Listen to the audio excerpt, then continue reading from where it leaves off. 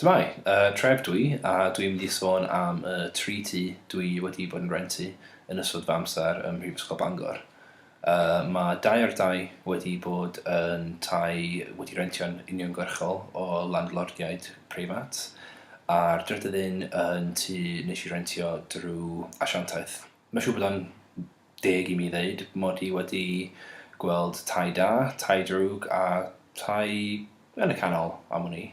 Roedd y tŷ cyntaf nes i rentio ym Mangor Ucha ond tŷ o lew, ond oedd gennym ni problemau eitha mawr hefo'r landlordiaid. Oedd yn byw yn Ne-ddwyrain Lloegr, felly oedd cael help hefo datrys unrhyw problemau neu materion oedd yn codi yn helbyl mawr gan bod nhw'n byw mor bell i ffwrdd. Yr ail dŷ, yn wahanol iawn, oedd y landlord yn byw ar Sir Fôn ac yn lleol iawn. Hefo unrhyw beth oedd yn codi, oedd o wastad yna o fewn hanner awr yn sortio peth allan. Dwi'n meddwl yn y flwyddyn gyntaf o'n i'n byw yna.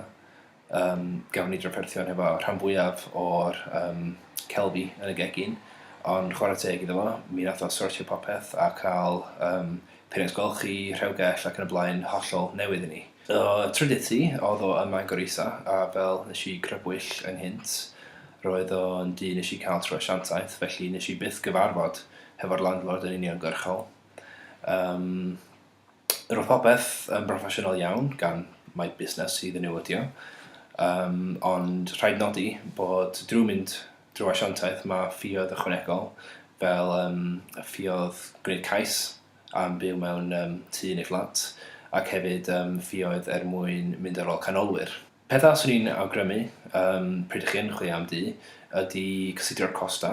Yn amlwg mae gennych chi rent, ond ar ben hynna mae rhai tai hefo rhai biliau wedi gynnwys yn y rent, rhai efo biliau gyd, rhai efo dim biliau gwbl.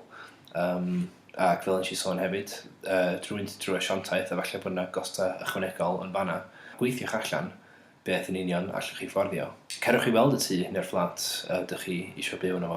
Cymrwch eich cot i ffwr, gweld sut mae'r tymheredd yna, gweld sut stad sydd ar y lle, os o damp ydy'r dodrefn a'r celfi mewn stad dda, os oes gennych chi unrhyw broblemau o gwbl.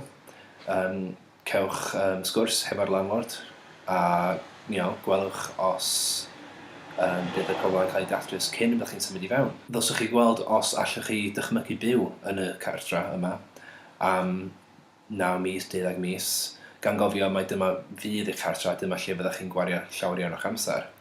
Os yn ydych chi'n meddwl y byddwch yn hapus yna, peidiwch yn mynd amdano fo. Mae yna ddigon o dai ym Mangor, felly os ydych chi ddim yn hapus efo un lle, mae yna llawer iawn o gyfleoedd eraill a llawer iawn o dai eraill. Efallai bydd yn siwtio chi'n well, ac byddwch yn hapus lle ydych chi'n byw.